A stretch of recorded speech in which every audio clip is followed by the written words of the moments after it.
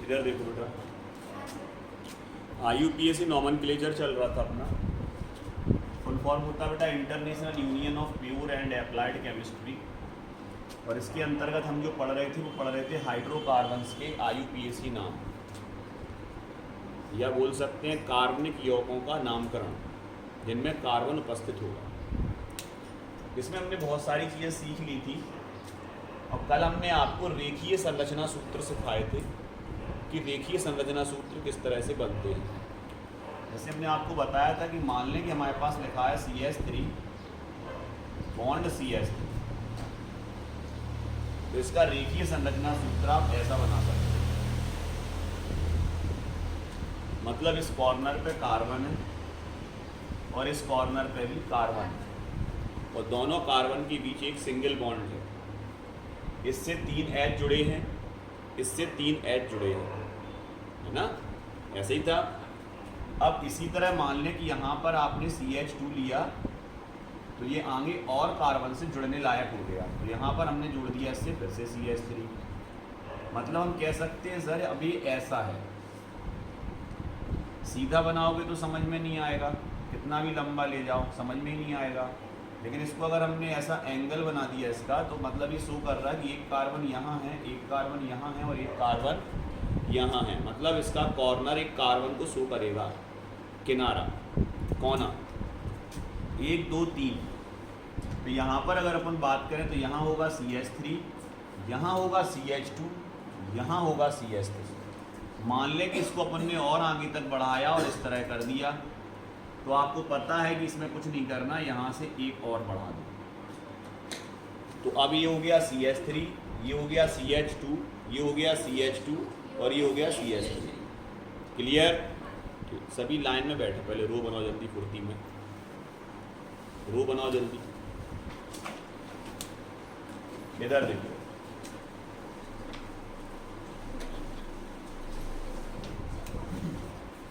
अब हम बात करते हैं बेटा CH2 डबल बॉन्ड CH2 की। तो यहाँ गौर से देखें तो हमारे पास 2 कार्बन है, 2 कार्बन के साथ साथ डबल बॉन्ड है। तो यहाँ पर अगर हम बात करें तो सबसे पहले हम ऐसा C नहीं लिखेंगे, हम ऐसी डबल लाइंस खींचेंगे, एक और उतनी ही दूरी पर दूसरी। ये बन गया आपका CH2।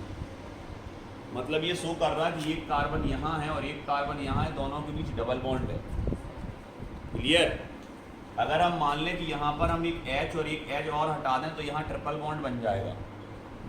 तो फिर इसको ऐसे शो करेंगे, तीनों इक्वल लाइन, बड़ी छोटी नहीं, इक्वल लाइन। क्लियर? मतलब ये तीनों लाइन इक्वल होंगी।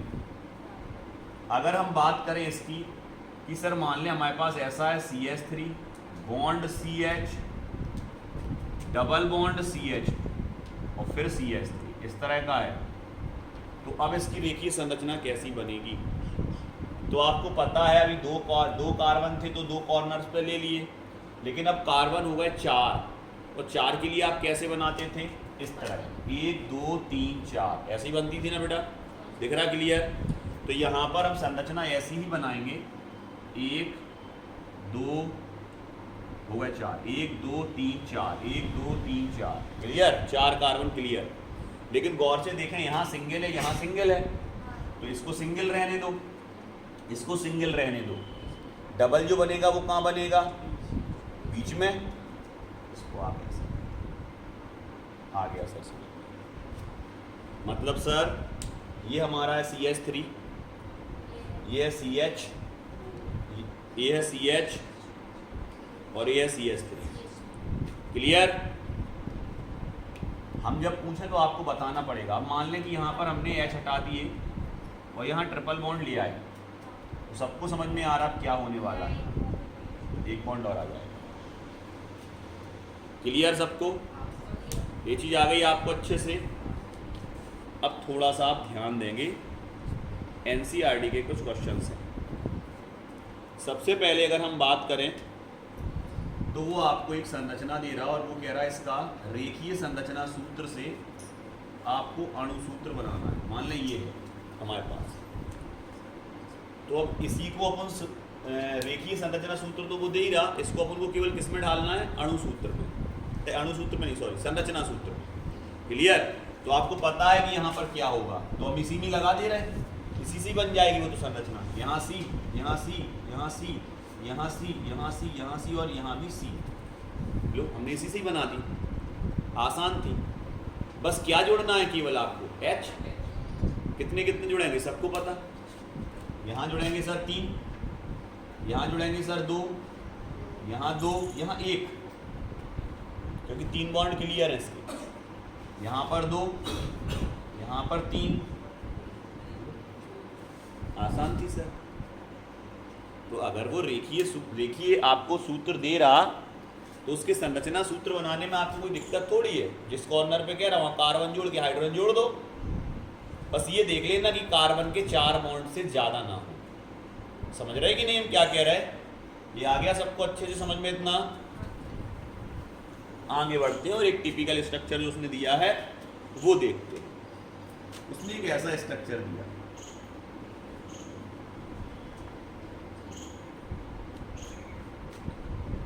अब आपको पता है कि हमें कहाँ कहाँ कार्बन लिखना है, कितने कितने H जोड़ना है, कोई दिक्कत ही नहीं है। इसको बनाएं क्या कि बना लोगे, सबको आ जाएगा ना।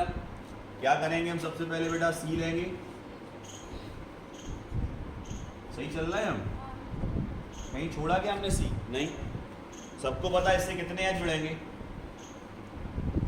इससे 2, इससे क्योंकि 2 बॉन्ड जिसके हैं, इससे भी 2, इससे 3 जुड़ेंगे, इससे। बहुत बढ़िया, बोलने से पहले सोचते नहीं हो। इससे, इससे, इससे 1, इससे और इससे। क्लियर?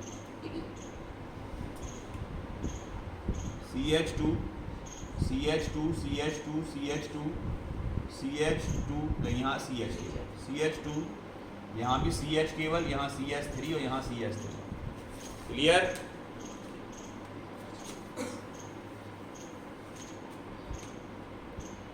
अब हम बात करते हैं संरचना की।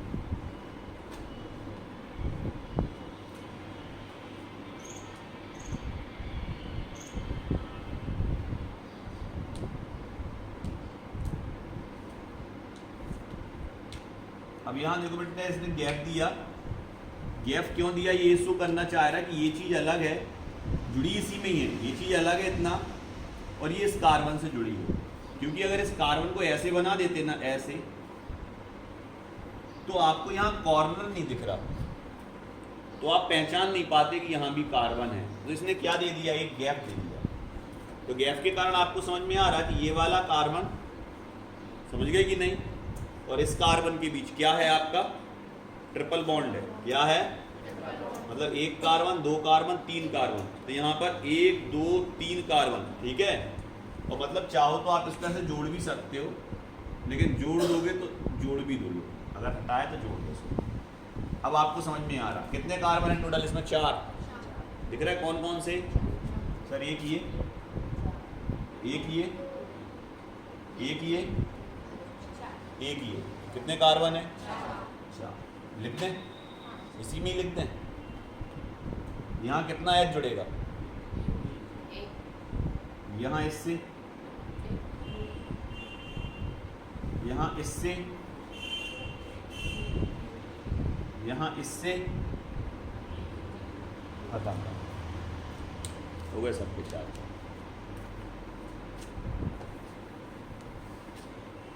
अब आते हैं अपन अपने IUPAC नेम पर। ये आपको हमने अभी रेखीय सूत्र, अणु सूत्र, संरचना सूत्र एक दूसरे से कैसे कन्वर्ट होके बनते हैं वो सिखाया, ठीक है। अब जो हम बात कर रहे हैं बेटा, वो हम बात कर रहे हैं IUPAC नेमिंग की। अब IUPAC नेमिंग में, IUPAC नामकरण में जो हम यहाँ समझा रहे हैं उसको सभी अच्छे से समझें।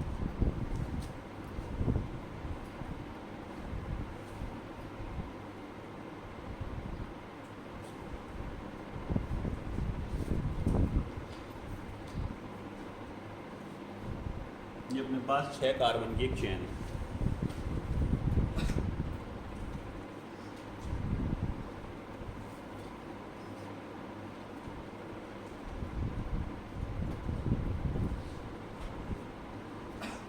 ये अपने पास एक अणु है, इसमें हाइड्रोजन हमने जोड़े नहीं है क्योंकि हाइड्रोजन जोड़ना आपको आता है।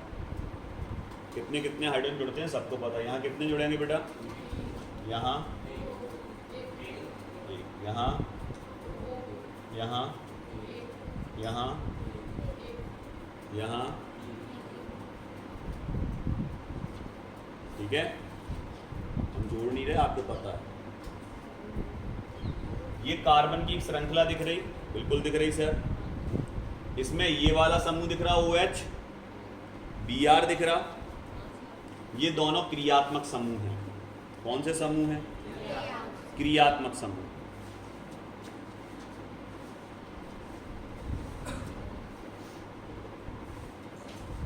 क्रियात्मक समूह को इंग्लिश में बोलते हैं बेटा फंक्शनल ग्रुप, क्रियात्मक समूह। और ये आपको जो दिख रहा ना बेटा, ये कार्बन से कार्बन जुड़ा है।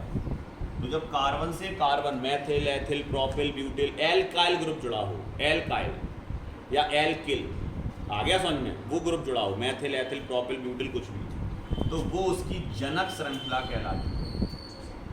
जनक श्रृंखला का मतलब इसी श्रृंखला से जुड़ी हुई, लंबी श्रृंखला से जुड़ी हुई एक शाखित श्रृंखला, उसको बोलते हैं जनक श्रृंखला। जैसे हम यहाँ कार्बन लिखें इस तरह से, और हम इस कार्बन के ऊपर कार्बन, नीचे 2 कार्बन इस तरह से जोड़ दें, तो ये श्रृंखलाएं जो निकल रही हैं, यहाँ को, यहाँ को, यहाँ को, आ गया समझ में? तो केवल मेन श्रृंखला को छोड़ के जो भी कार्बन निकल रहे हैं वो उसकी जनक श्रृंखला में आएंगे। जैसे मेन श्रृंखला है ये, इसमें कितने कार्बन है बेटा? 4, और 1 2 3 4 5। तो हमेशा लंबी श्रृंखला का चयन किया जाता है सबसे पहले। तो लंबी श्रृंखला का चयन करेंगे तो यहाँ से हम हट जाएंगे और श्रृंखला को यहाँ को ले आएंगे ऐसे, ये वाला, क्योंकि उसमें 4 थे, इसमें 5। क्लियर? अब कितनी जनक श्रृंखलाएं निकली? कौन कौन सी? एक सी उस तरफ दिख रहा, आ गया जनक श्रृंखलाएं, समझ में आ गया सबको अच्छे से। अब मान लें कि इस श्रृंखला में यहाँ और कार्बन होता, अब अच्छे से समझेंगे सभी, पॉइंट टू पॉइंट ध्यान देंगे जो हम समझाएंगे, एक एग्जाम्पल से दूसरे एग्जाम्पल बनते चले जाएंगे। अब गौर से देखें तो दोनों श्रृंखलाओं में बराबर कार्बन हैं। सीधी श्रृंखला में भी उतने ही कार्बन हैं जितना कि तिरछी श्रृंखला में थे। आ गया समझ में? तो फिर सीधी श्रृंखला को चूज किया जाएगा अगर बराबर कार्बन है तो, और कार्बन अगर जिसमें ज़्यादा है उसको पहले आप उसका चयन करोगे, ठीक है? तो यहाँ पर अब ये वाली श्रृंखला नहीं चूज की जाएगी, इसका चयन नहीं होगा, ये श्रृंखला सीधी वाली चूज की जाएगी। ये आपको समझ में आ गया अच्छे से? अब पॉइंट टू पॉइंट क्लियर? अगर दोनों में इक्वल कार्बन है तो सीधी श्रृंखला का चयन करेंगे, अगर एक कार्बन भी ज़्यादा है तो दूसरी कोई भी कार्बन श्रृंखला का आप चयन कर सकते हो। मान लें कि ये कार्बन श्रृंखला यहाँ को बढ़ जाए, अब गौर करें जरा, तो किसमें कार्बन है? तो आप कह दोगे सर इसमें है 1 2 3 4 5, और सर यहां भी है 1 2 3 4 5, दिख रहा? यहां पर है सर, यहां से गिनना स्टार्ट कर रहे हैं हम, 1 2 3 4, कम है ना? 1 2 3 4 5 6, क्लियर? कितना मोड़ आ रहा है इसमें? केवल देखो एक मोड़ आ रहा है, केवल 6 कार्बन हो रहा है, 1 2 3 4 5 6 हो रहा है। इसमें गिनो 1 2 3 4 5 ही हो रहा है, 1 2 3 4 5 ही हो रहा है कि नहीं? तो सबसे लंबी श्रृंखला कौन सी निकल के आ रही? 6 वाली। लेकिन इसमें 6 वाली श्रृंखलाएं भी 2 हैं। कौन सी? 1 2 3 4 5 6, 1 2 3 4 5 6। देखो जी वाली श्रृंखला सबसे लंबी आ रही कि नहीं? तो इस वाली श्रृंखला में भी 6 कार्बन है जब ये ऐसी बना रहे हैं हम, और इस वाली श्रृंखला में भी 6 कार्बन है जब हम ऐसी बना रहे हैं। तो आप ये देखें कि किसमें मोड़ कम आ रहे हैं, किसमें मोड़ कम आ रहे हैं, तो आप कहोगे इस वाली में। इसमें सर एक कॉर्नर ये पड़ रहा, एक कॉर्नर ये पड़ रहा, 2 तरफ से मुड़ रही है श्रृंखला। तो कोशिश ये करते हैं, अगर मुड़ी हुई श्रृंखलाएं हैं तो मुड़ी हुई श्रृंखला में भी सबसे ज्यादा सीधी श्रृंखला लगभग कौन सी है जिसमें कम मोड़ आए? तो वो ये है, इसमें 2 मोड़ आ रहे, इसमें 1 मोड़ आ रहा। तो हम श्रृंखला ये वाली चूज नहीं करेंगे,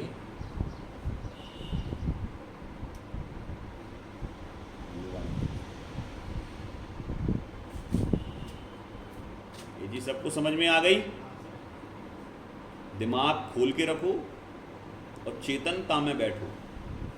IUPAC नेमिंग अब स्टार्ट हुई है सही तरीके से, इसलिए जो हम बोर्ड पर समझा रहे हैं उसको एक बार में अपने दिमाग में बिठाएं।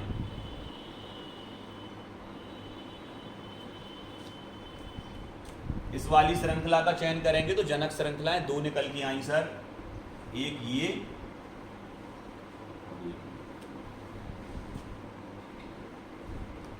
सबसे पहली सीढ़ी है IUPAC नेम की श्रृंखला का चयन। अगर आप करेक्ट श्रृंखला का चयन नहीं कर पा रहे तो आपको IUPAC नेम नहीं आता है।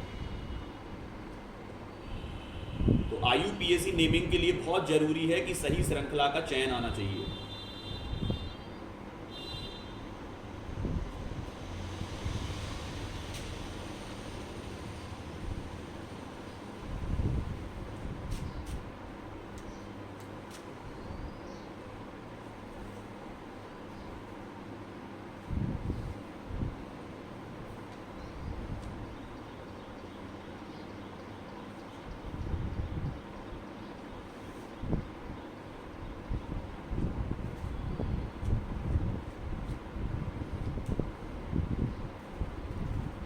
गौर से गिनना स्टार्ट करें तो सबसे पहले अब आपको थोड़ा फास्ट चलना है। फास्ट क्या?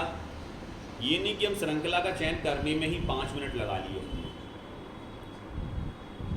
तो श्रृंखला का चयन करने में अगर आप 5 मिनट लगा रहे तो आप अगर 4 IUPAC नेम आए जो कि आपके 2-3 मिनट में सॉल्व हो जाने थे, आप श्रृंखला चयन में ही 20 मिनट लगा रहे, तो इतना टाइम पेपर में नहीं रहता।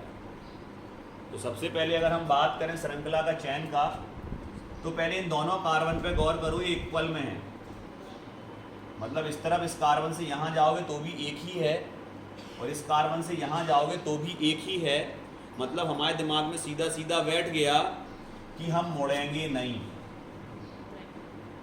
हम सीधा ही जाएंगे इसमें, क्योंकि हमें पता है सीधी श्रृंखला का चयन करना है। तो ये कॉर्नर क्लियर सबका कि किस तरफ जाना है? सीधा। अब बात आती है वहाँ की। तो आपको पता है कि अगर हम यहाँ तक रुक जा रहे तो हमारी कार्बन की संख्या कम होगी, बिल्कुल होगी, क्योंकि कार्बन और आगे तक गए हैं। और अगर हम यहाँ से यहाँ मुड़ गए या यहाँ से यहाँ मुड़ गए तो कार्बन तो वैसे ही कम आने हैं, नहीं आने। तो हम बात करेंगे और आगे जाने की, 1 2 3 4 5 6, यहाँ तक भी अगर आप गए और आप मुड़ गए तो भी कार्बन कम आने हैं। मतलब हम समझ गए सर, इस पॉइंट को छोड़ देंगे, इस पॉइंट को छोड़ देंगे, इसको छोड़ देंगे, तो कहां तक पहुंचना है हमें? और आगे तक। और आगे तक देखें तो यहां अगर सीधा जा रहे हैं आप तो केवल एक ही कार्बन तक पहुंचोगे, लेकिन अगर यहां तक आ रहे हैं आप तो आप ज्यादा कार्बन तक पहुंचने की संभावना है। मतलब कार्बन का नंबर बढ़ जाएगा। तो श्रृंखला में कम मोड़ आए, लगभग सीधी हो। दूसरी चीज, कार्बन की संख्या ज्यादा हो। तो हम कंफ्यूज बिल्कुल नहीं है सर इसको चयन करने में कि ये श्रृंखला कहां को जाएगी। देखने में आपको जो चीज अभी कठिन लग रही थी कि हम इसमें श्रृंखला का चयन कैसे करेंगे, वो हमने बिल्कुल सरल कर दिया। आपके दिमाग में ये चीज बैठ गई कि हमें क्या देख के श्रृंखला चयन करना है। क्लियर? अब जितने भी आपके हैं वो सब शाखाएं हैं, जनक श्रृंखलाएं हैं। कितनी जनक श्रृंखलाएं सर? 1 2 3 4 5 6 जनक श्रृंखलाएं। और उदाहरण लेते हैं।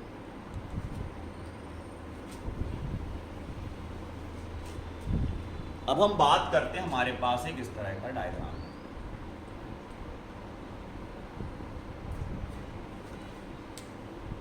और बात करते हैं अब इसमें श्रृंखला का चयन। तो आप किसी भी एंगल से जाओ 3 कार्बन से ज़्यादा निकल के नहीं आएंगे। 1 2 3 1 2 3 1 2 3 1 2 3 सब 3 ही आएंगे। लेकिन हमें पता है अगर 3 ही कार्बन आ रहा है तो सीधी श्रृंखला का चयन करना है, पहली चीज मस्ट। दूसरी चीज सीधी श्रृंखला का चयन इसमें आप कहीं से भी कर सकते हो, 3 ही आएंगे, 1 2 3 सीधी, 1 2 3 सीधी। अगर आप इस श्रृंखला का चयन कर रहे हैं तो भी 2 जनक श्रृंखलाएं आएंगी, और इस श्रृंखला का चयन कर रहे हैं तो भी 2 जनक श्रृंखलाएं आएंगी। मतलब कहीं से भी हम जा सकते हैं, लेकिन जैसे ही आप सर इसको ऐसे करोगे ना तो हम केवल इसी को चूज करेंगे, क्योंकि एक कार्बन बढ़ गया। अब हम इसको बिल्कुल नहीं समझाएंगे, आपको हमने अच्छे से पढ़ा दिया। जितने आप एग्जाम्पल लगाते हो उतना अच्छे से IUPAC आते हैं। टीचर का काम केवल मार्गदर्शन होता है, आ गया समझ में, बाकी आपकी प्रैक्टिस पर डिपेंड करता है आप कितना कर रहे हो। कोई प्रॉब्लम आए निकालने में तो हमसे आके समझो।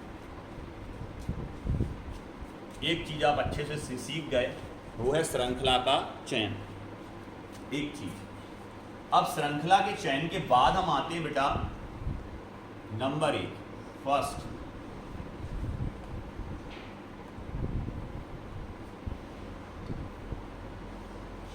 नंबर 2, श्रृंखला के चयन के जस्ट बाद हम दूसरे नंबर पे आते हैं, और दूसरे नंबर पे आता है अंकन, अंक का निर्धारण। कहां से हमें अंक को देना है, नंबरिंग कहां से करनी है। तो नंबरिंग सबसे पहले हम कार्बन समूह में देखेंगे। अब मान लें कि फिर से वही एग्जांपल ले लिया हमने, फिर से वही एग्जांपल ले लिया, और आप किसी भी श्रृंखला का चूज कर सकते हो, तो हमने पहले से बोला था। तो अगर आप ये वाली श्रृंखला का चयन करते हो तो गौर से देखें, नंबर हमेशा कॉर्नर टू कॉर्नर चलता है, बीच से नंबरिंग कभी नहीं होती। कॉर्नर टू कॉर्नर से मतलब इस कॉर्नर से उस कॉर्नर तक, या उस कॉर्नर से इस कॉर्नर तक। क्लियर?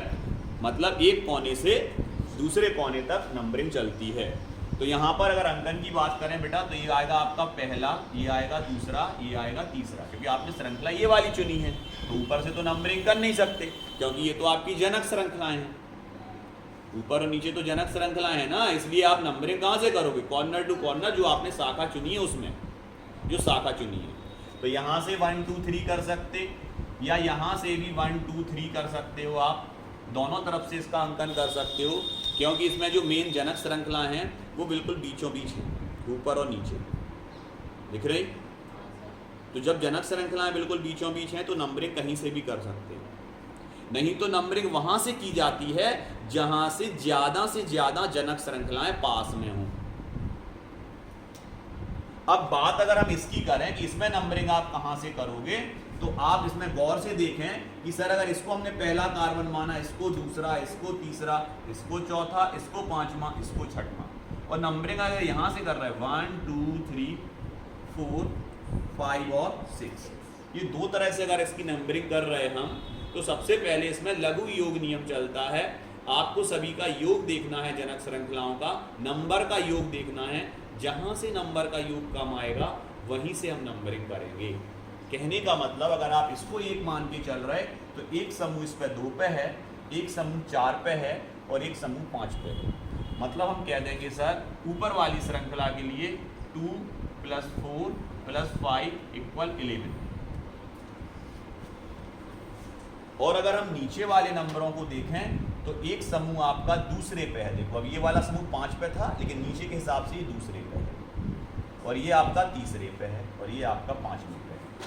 तो 2 + 3 + 5, यही है ना, दूसरा, तीसरा, पांचवा, कितना आया 10। तो हम समझ गए नंबरिंग हमें कहाँ से करनी है, जहाँ से योग कम आए।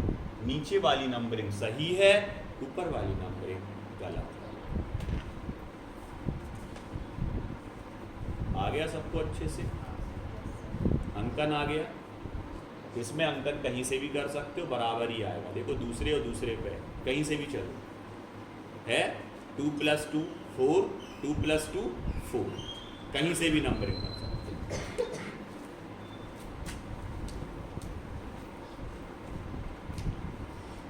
एक हम श्रृंखला यूज कर रहे हैं, आपको उसमें नंबरिंग बतानी है कहाँ से करेंगे। चलो हमने ले लिया C bond C bond C bond C bond C bond C bond C bond C bond C।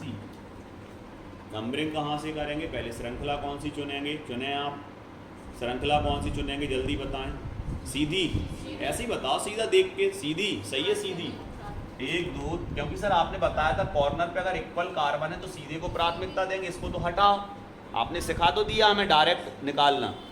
और अगर यहाँ तक आ रहा है, बीच के कार्बन है, यहाँ तक तो वैसी श्रृंखला कम हो जाएगी, नहीं हो जाएगी?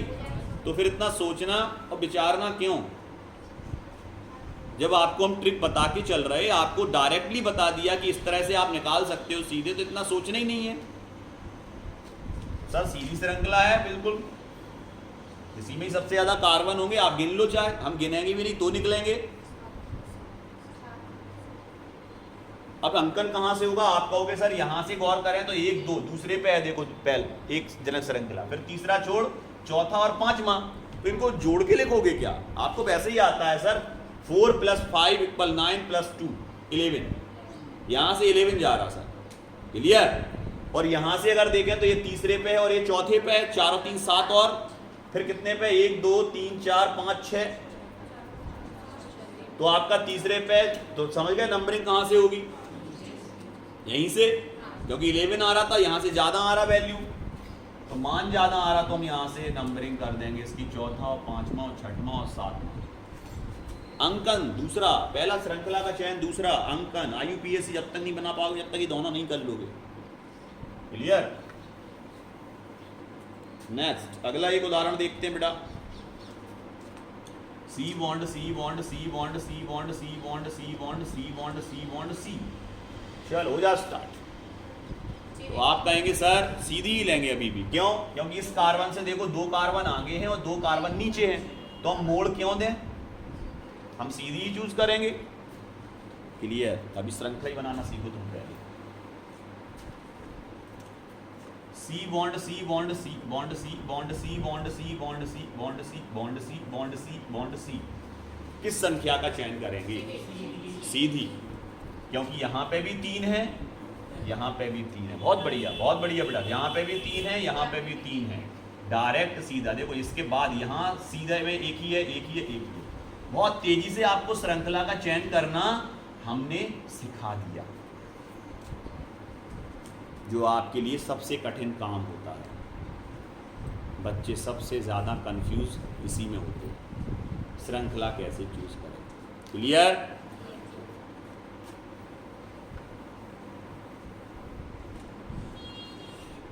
इतना आप सीख गए, आपने श्रृंखला का चयन करना सीख लिया, अंकन सीख लिया। अब हम बात करेंगे हर नंबर पे समूह, समूह की बात करेंगे। समूह या जनक श्रृंखला, समूह या जनक श्रृंखला की बात करें। सर समूह या जनक श्रृंखला से क्या तात्पर्य है? समूह या जनक श्रृंखलाएं आपके सामने लिखी हैं। अगर हमने पहले ही बोला कार्बन से कार्बन जुड़ा हुआ है तो वो जनक श्रृंखला में आएगा, और अगर कोई इस तरह के क्रियात्मक समूह जुड़े हुए हैं तो वो अलग दिखते हैं, वो जनक श्रृंखलाओं में नहीं आएंगे, क्लियर? जनक श्रृंखला का मतलब है कार्बन से कार्बन का जुड़ना, और क्रियात्मक समूह अलग दिखते हैं। देखो इसमें कार्बन है क्या? कहीं नहीं है। इसमें कार्बन है क्या? कहीं नहीं है। आ गया समझ में? तो ये जनक श्रृंखलाओं में नहीं गिने जाएंगे, लेकिन अगर किसी में कार्बन आ रहा है तो वो जनक श्रृंखला में आप उसको गिन सकते हो, बशर्ते वहां तक नंबर ज्यादा हो, क्लियर? कहने का मतलब, अगर मान लें कि यहां पर एक CHO जुड़ा होता, अब आप ध्यान से समझें इस चीज को। अगर मान लें कि यहां पर एक CHO जुड़ा है जो कि क्रियात्मक समूह है, लेकिन इस क्रियात्मक समूह के अंदर कार्बन है, देखो अगर इस क्रियात्मक समूह के अंदर कार्बन है तो फिर नंबरिंग आपकी यहीं नहीं रुक जाएगी, यहां तक जाएगी। ये चीज हमें अच्छे से समझ में आ रही है कि अगर किसी क्रियात्मक समूह के अंदर कार्बन है तो नंबरिंग उस क्रियात्मक समूह तक जाएगी, उस क्रियात्मक समूह के कार्बन को भी आपको श्रृंखला में गिनना पड़ेगा। एक उदाहरण बताएं सर। जैसे हमने लिखा C और इसके आगे जुड़ा CHO, और हम आपसे कहें इस श्रृंखला में कितने कार्बन हैं? 2, क्योंकि CHO के कार्बन को हम गिनेंगे। इसके बाद सर इस श्रृंखला में कितने हैं? आप कहोगे 3। अगर हम कहें बेटा इस श्रृंखला में कितने, इस श्रृंखला में कितने कार्बन है, आप कहोगे 3। इस CO के कार्बन को भी आप गिनोगे। क्लियर? आप जो पॉइंट टू पॉइंट चीजें समझ रहे बेटा, आप अलग तरीके से IUPAC नेम पढ़ रहे हैं।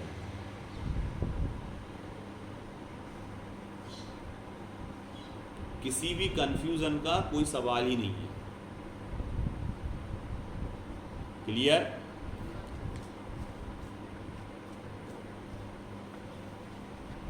अब इसको हटाएं हम।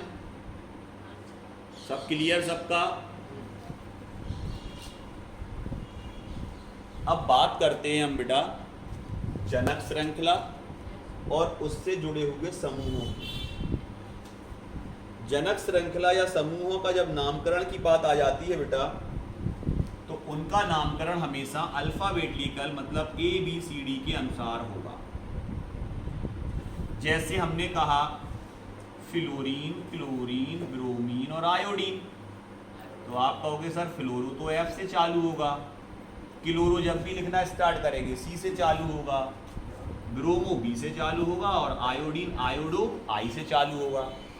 तो सबको पता है अल्फाबेटिकल कौन पहले कौन बाद में, सबको पता कि सर B पहले आता है, तो अगर ये है ग्रुप में तो इसका नामकरण पहले करेंगे, उसके बाद इसका नामकरण करेंगे, उसके बाद I का करेंगे, क्या F का करेंगे, ABCD तो सबको आती ना Z तक, ये तो भूले नहीं हो अभी तक। I उसके बाद आता है, तो अल्फाबेटिकल नाम चलता है। जैसे हमने कहा M Maithil, ethyl, propyl, butyl, 4 लिए आपके सामने। ये एल्किल ग्रुप है, जनक श्रृंखला वाले, जनक श्रृंखला वाले। जैसे नीचे जुड़ा था ना CH3 मैथिल, अगर नीचे 2 कार्बन ऐसे जुड़े होते बेटा, एक से CH3 एक से CH2, फिर बॉन्ड एथिल।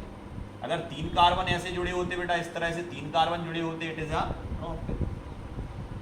अगर आपके 4 कार्बन ऐसे जुड़े होते, CH2 bond CH2 bond CH2 bond CH3, butane.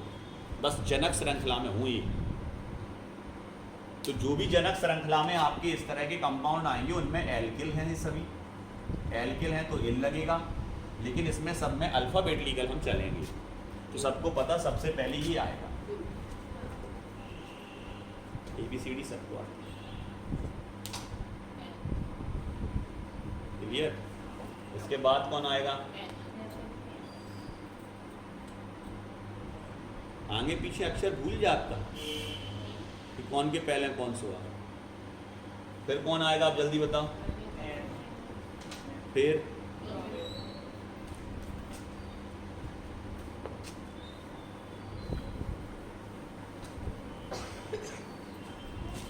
IUPAC naming की जो 3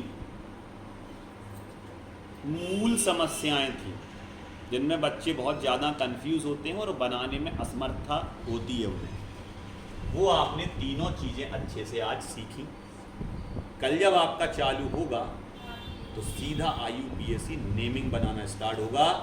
इसलिए इस वीडियो को जो हमने आपके लिए बनाया, इसको आप अच्छे से 10 बार कम से कम देख के आएँ, जिससे आप यहाँ भूलें नहीं कुछ भी। समझ रहे कि नहीं हम क्या कह रहे हैं? सब समझ गए ना क्या कह रहे हैं? एक एक चीज़ क्लियर हमने बिल्कुल समझाई और अच्छे से बिठा दी दिमाग में। कल किसी भी तरह की गलती हुई नहीं कि आप उसी समय कोचिंग से उठा के हम आपको बाहर कर देंगे। उस दिन का बैच आप नहीं लेंगे, ये आप ध्यान रखें सभी। इसलिए इसमें किसी भी तरह की गलती नहीं होना चाहिए। कल चाहे बना के देखो घर पे, चाहे कुछ भी करो, प्रैक्टिस करके आओ।